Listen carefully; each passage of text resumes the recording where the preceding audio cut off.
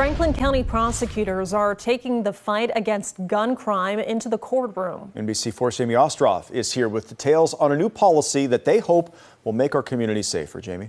Effective immediately, Franklin County prosecutors will ask judges to set bonds of at least $400,000 for people who possess guns and have a violent criminal record. Anthony Pearson is the deputy chief counsel at the Franklin County Prosecuting Attorney's Office, and he hopes to send a message. I hope the community sees, I hope the criminals see that we are taking violent crime very seriously. Starting now, prosecutors in Franklin County will consistently ask judges for higher bond amounts for certain suspects charged with what's called possessing a weapon while under disability. That means that they are in possession of a weapon and they shouldn't have a weapon.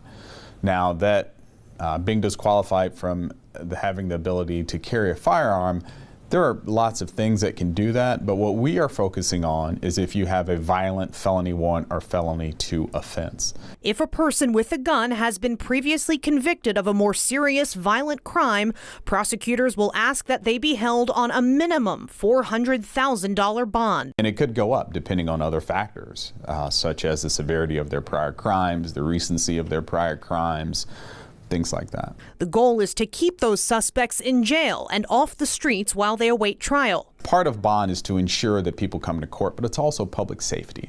That should certainly be a consideration. It is a required consideration that the courts have to take into account when setting bond. Pearson tells me the judges he's spoken with have been receptive to this new approach, which comes amid criticism from many in law enforcement, including FOP leadership, that prosecutors and judges have taken a more lenient stance on violent crime. And kudos to him.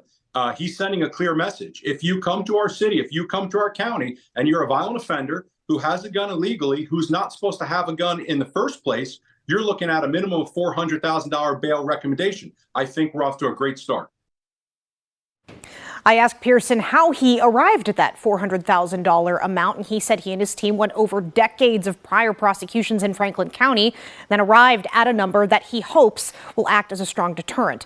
I also asked about the data that informed this policy overall, and Pearson told me right now there isn't much reliable research available. We'll hear why he's still confident that this will work coming up tonight on NBC4 at 6.